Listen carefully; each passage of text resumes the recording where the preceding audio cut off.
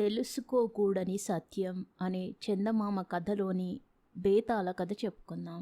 పట్టు వదలని విక్రమార్కుడు చెట్టు వద్దకు తిరిగి వెళ్ళి చెట్టు మీది నుంచి శవాన్ని దించి భుజాన వేసుకుని ఎప్పటిలాగే మౌనంగా శ్మశానంకేసి నడవసాగాడు. అప్పుడు శవంలోని బేతాళుడు, రాజా, నీవు ఏదైనా సత్యాన్ని తెలుసుకోగోరి ఈ అపరాత్రి సమయంలో ఇలా శ్రమ పడుతున్నావా? అయిన పక్షంలో నీ ప్రయత్నం మానడం మంచిది. ఎందుకంటే ఒక్కొక్కప్పుడు సత్యాన్ని తెలుసుకోవడం కూడా చాలా అపాయకరం. ఈ విషయం నిరూపించడానికి నీకు రసలుబ్ది మహారాజు కథ చెబుతాను విను అంటూ ఈ విధంగా చెప్పసాగాడు. పూర్వం రసలుబ్ది మహారాజని ఉండేవాడు. ఆయనకు 3 భార్యలు. 3 కూడా అసమాన సౌందర్యవతులు. ఏ ఒక్కరిని చూసినా ప్రపంచంలో అంత సౌందర్యవతి మరొకటి ఉండదనిపించేది. అటువంటి అపురూప లావణ్యవంతులు 3 తనకు భార్యలైనందుకు రాజు సంతోషంతో పొంగిపోయేవాడు. ఒక వేసవి కాలపు పండువెన్నెల రాత్రి రాజు తన 3 భార్యలతోనూ మిద్దె మీద చల్లగాలికి శయనించి ఉండగా ఒక రాత్రి వేళ రాజుకు మెలకువ వచ్చింది. పిండి ఆరబోసినట్టున్న వెన్నెలలో నిద్రించే తన భార్యలు అప్సరసలను మించి ఉన్నట్టు రాజుకు తోచింది. అంతలోనే ఆయనకొక సందేహం వచ్చింది. తన భార్యలు 3 లోకంలో అందరు స్త్రీల కన్నా చక్కని వారే, కానీ వారిలో ఒక్కతే ఎక్కువ చక్కనిది. ఈ సందేహం తీర్చుకునేటందుకై రాజు ఒక్కొక్క భార్యనే మళ్ళీ మళ్ళీ చూశాడు. ఎంతసేపు చూసినా ఆయనకు వారి సౌందర్యంలో కొంచెం కూడా తారతమ్యం తెలియలేదు. ఆయన అనుమానం తీరనేలేదు. అంతకంతకు రాజుకు ఈ నిజం తెలుసుకోవాలన్న ఆరాటం హెచ్చిపోయింది. ఆయన ఆ రాత్రి మరి నిద్రపోనే లేదు. తెల్లవారగానే రాజు నిత్యకృత్యాలు తీర్చుకుని సభాభవనానికి వెళ్ళాడు. ఆయన మంత్రి నయనేత్రి అనేవాడు ఆయనను చూస్తూనే, మహారాజా, తమ కళ్ళు నిద్రలేనట్టుగా ఎర్రగా ఉన్నాయి, కారణమేమిటి అని అడిగాడు. మంత్రి ఒక్క సందేహం నా తలలో ప్రవేశించి తెల్లవార్లు నాకు నిద్ర లేకుండా చేసింది. ఇప్పటికీ ఆ సందేహం తీరనే లేదు. అదేమిటంటే నా 3 భార్యలలోనూ ఎక్కువ అందెగత్తె ఎవరు? ఎంత ఆలోచించినా సమాధానం దొరకడం లేదు అన్నాడు రాజు. మహారాజా, దానిని బట్టే 3 రాణులు సమాన సౌందర్యవతులని హెచ్చు తగ్గులకు ఓచలేని తనాలకు అవకాశం లేదని తెలియడం లేదా? మీరా విషయమై మనస్సును బాధపడనీయకండి అన్నాడు మంత్రి నయనేత్రి. అలా కాదు మంత్రి, నాకు ఈ విషయం నిజం తెలిసి తీరాలి, లేకపోతే నాకు మనశ్శాంతి ఉండదు అన్నాడు రాజు. రాజుగారి మనస్సును ఈ పెడమార్గం నుంచి మళ్లించడం సాధ్యం కాదని నయనేత్రి గ్రహించాడు. ఆయన రాజుతో, మహారాజా, మన నగరానికి ఒక బ్రాహ్మణ యువకుడు వచ్చాడు. అతడి పేరు కాంతిగ్రహుడు. స్త్రీ సౌందర్యాన్ని అంచనా కట్టడంలో అతడికి సమానులైన వారు 3 లోకాలలోనూ లేరని ప్రతీతి. అతన్ని పిలిపించి 3 రాణులను చూపండి. 3లోనూ ఎవరి సౌందర్యం ఉత్కృష్టమైనదో అతను తూచినట్టు చెప్పగలుగుతాడు అన్నాడు. రాజు ఈ సలహాకు ఎంతో సంతోషించి కాంతిగ్రహుణ్ణి పిలిపించి ఒక గదిలో అతనితో మాట్లాడుతూ కూర్చున్నాడు. ఆ సమయంలో రాజుగారు ముందుగానే చేసిన ఏర్పాటు ప్రకారం 3 రాణులు ఒకరి తర్వాత ఒకరుగా రాజుగారు కూర్చున్న గది గుండా నడిచి వెళ్లారు. మొదటి రాణిని చూసినప్పుడు కాంతిగ్రహుడు కొయ్యబారిపోయాడు. 2వ రాణి కనిపించగానే అతని శరీరం కొద్దిగా జలధరించింది. 3వ రాణి అటుగా వెళ్ళినప్పుడు ఆ బ్రాహ్మణ యువకుడి ముఖం వివర్ణమైంది. 3 వెళ్ళిపోయాక రాజు కాంతిగ్రహుడితో, బ్రాహ్మణ, నీవు సౌందర్య నిపుణుడు అని విన్నాను. ఇప్పుడు ఈ గది గుండా నడిచి వెళ్ళిన 3 రాణులను చూశావు కదా, వారిలో ఎవరి అందం హెచ్చో చెప్పు చూద్దాం అన్నాడు. కాంతిగ్రహుడు తనలో తాను ఈ విధంగా వితర్కించుకున్నాడు. రాజుగారి అభిమాన భార్య ఎవరో తెలుసుకోకుండానే ఎవరు అందంలో ఎక్కువైనది చెప్పడం క్షేమం కాదు. తన అభిమాన భార్య అందరికన్నా అందెగత్తె కాని పక్షంలో రాజుగారికి తప్పక ఆగ్రహం కలుగుతుంది. అదీగాక 3 రాణులలో ఎవరు ఎక్కువ అందంగా ఉన్నారని చెప్పినా మిగిలిన 2కి తన మీద కోపం వచ్చి ఏదో విధంగా తన ప్రాణాలు తీయిస్తారు. ఇలా ఆలోచించుకున్నవాడే కాంతిగ్రహుడు రాజుగారి ప్రశ్నకు సమాధానం చెప్పగలిగి ఉండి కూడా, మహారాజా, ఆలోచించుకోవడానికి నాకు రేపటిదాకా వ్యవధి ఇవ్వండి అని వినయంగా అడిగాడు. రాజు ఇందుకు సమ్మతించి కాంతిగ్రహుని పంపేశాడు. ఆ బ్రాహ్మణ యువకుడు వెళ్ళిపోయాక నయనేత్రి రాజుతో, మహారాజా, ఈ యువకుడు మీరడిగిన ప్రశ్నకు సమాధానం తెలిసి కూడా ఆలోచించడానికి రేపటిదాకా వ్యవధి అడిగాడు. అతను నిజం చెప్పడానికి భయపడుతున్నాడని, ఈ రాత్రే అతను నగరం విడిచి పారిపోతాడని నా నమ్మకం అన్నాడు. ఈ మాట విని రాజు ఆరాటపడి ఆ బ్రాహ్మణ యువకుడికి తెలిసిన విషయం మనం గ్రహించడానికి ఏమిటి ఉపాయం అని అడిగాడు. మహారాజా, అందుకు తగిన ఉపాయం నేను ఆలోచిస్తాను, మీరు విచారించకండి అని నయనేత్రి ఒక పథకం వేశాడు. ఆయన ఎత్తు పారింది. కాంతిగ్రహుడి అంచనా ప్రకారం 3 రాణులలోనూ ఉత్తమ సౌందర్యవతి ఎవరో రాజుకు తెలిసిపోయింది. ఆయన రాణి పట్ల ఎక్కువ ప్రేమగా ఉంటూ మిగిలిన 2 భార్యలను అలక్ష్యంగా చూడసాగాడు. అది గమనించి ఆ 2 రాణులు 3వ రాణికి మందు పెట్టి చంపించారు. ఈ నేరం బయటపడింది. రాజుగారు ఆగ్రహావేశుడై తన 2 రాణులకు మరణదండన విధించాడు. ఈ విధంగా రాజుగారి సంశయం అప్సరసల్లాంటి ఆయన 3 రాణులను నిర్మూలించేసింది. జ్ఞాని అయిన మంత్రి నయనేత్రి సలహా వినక రాజు గోతిలో పడ్డాడా?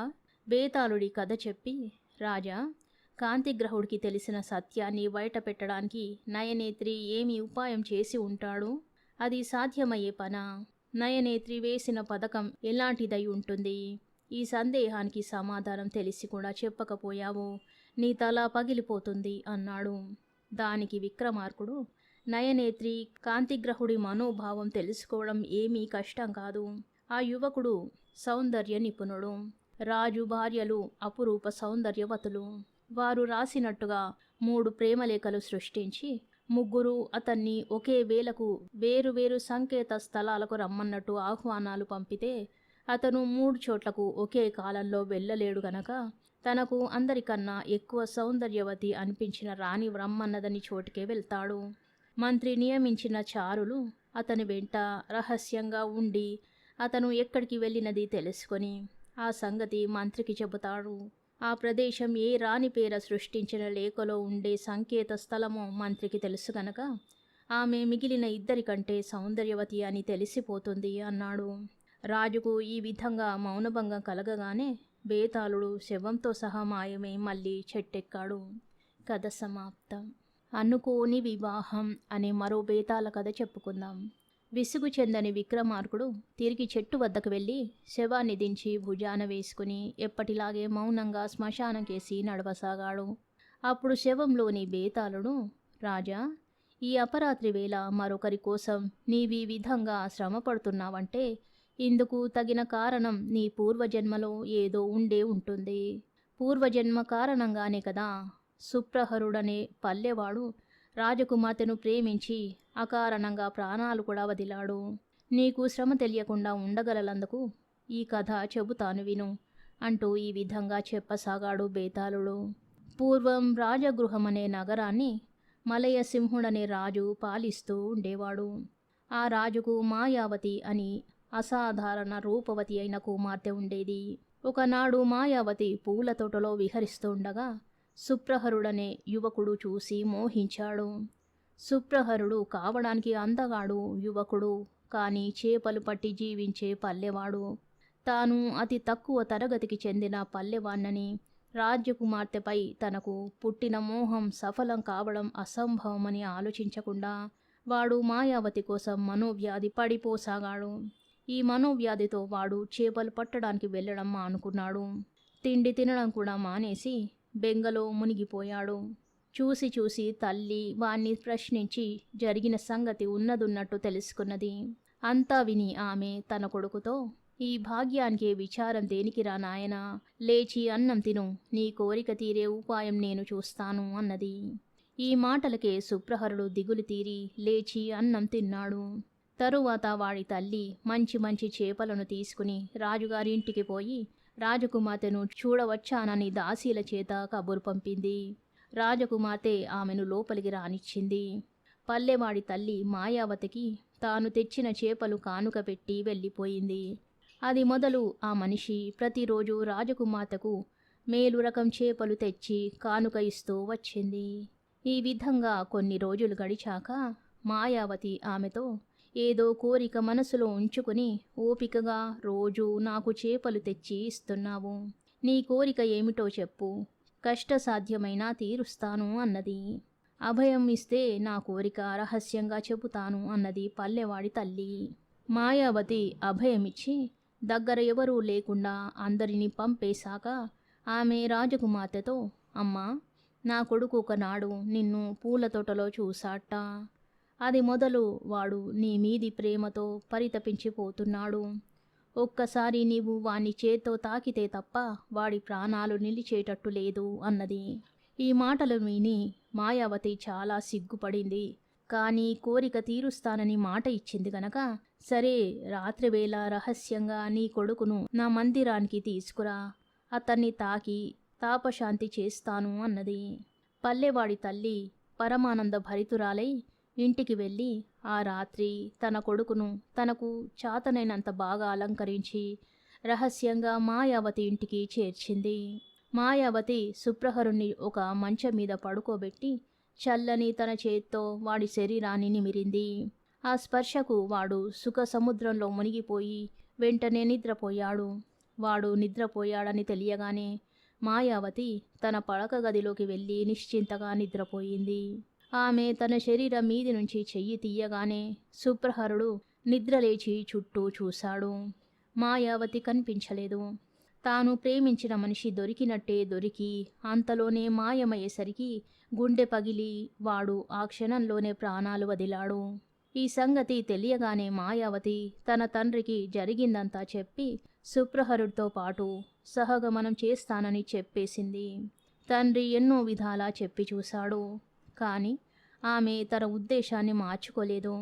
ఏం చెయ్యడానికి పాలుపోక రాజు శుద్ధుడై ఆచమనం చేసి తన ఇష్టదైవమైన శంకరుణ్ణి ధ్యానించి, ఇంత ఘోర పరిస్థితి ఎలా ఏర్పడింది, ఈ పరిస్థితిలో నేనేం చెయ్యాలి అని ఆక్రోశించాడు. ఆయన ప్రశ్నకు అశరీరవాణి ఇలా సమాధానమిచ్చింది. రాజా, నీ కూతురు క్రిందటి జన్మలో ఈ పల్లెవాడికి భార్య. ఆ జన్మలో ఈ పల్లెవాడు జలధరుడనే బ్రాహ్మడు. అతని తండ్రి చనిపోగానే అతని ఆస్తి అంతా దాయాదులు దోచుకున్నారు. దానితో ఆ జలధరుడికి వైరాగ్యం వచ్చింది.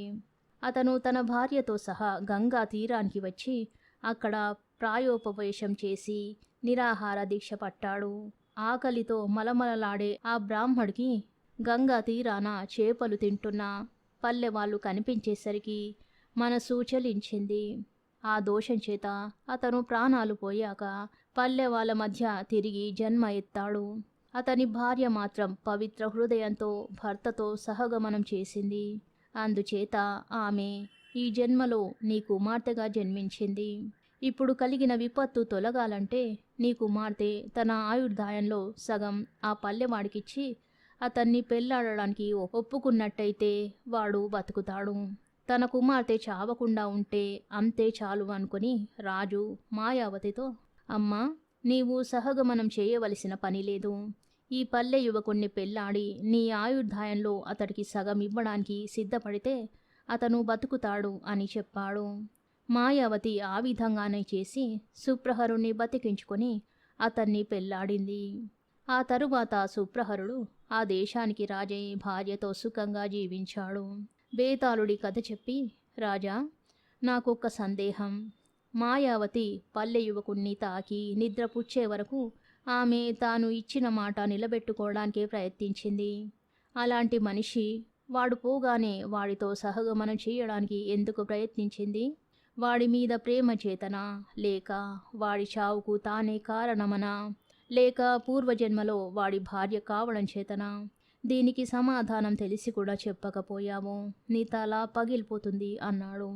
దానికి విక్రమార్కుడు, మాయావతి సుప్రహరుడు జీవించి ఉండగానే అతన్ని తన భర్తగా భావించిందనడానికి సందేహం లేదు. కేవలం పూర్వజన్మ ప్రభావం వల్ల ఆమె వాణ్ణి భర్తగా వరించినట్టయితే వాడు నిద్రపోగానే తన గదికి వెళ్ళిపోయి వాడి చావుకు తాను కారణం కానవసరం లేదు. అచ్చంగా అన్న మాట నిలబెట్టుకోవడానికి అయితే ఆమె వాణ్ణి తాకి తాపం తీర్చిన మీదట వాడు ఏమైనా ఆమె పూచి ఏమీ ఉండదు. వాణ్ణి ప్రాణాలతో ఉండగా ప్రేమించి వాడే తన భర్త అని నిర్ణయించుకున్నది గనకనే ఆమె వాడితో సహగమనం నిశ్చయించింది. అందుకే వాడికి తన ఆయుర్దాయంలో సగమిచ్చి వాణ్ణి పెళ్ళాడడానికి కూడా ఒప్పుకున్నది అన్నాడు. రాజుకు ఈ విధంగా మౌనభంగం కలగగానే బేతాళుడు శవంతో సహా మాయమై మళ్ళీ చెట్టెక్కాడు. కథ సమాప్తం. శుభం.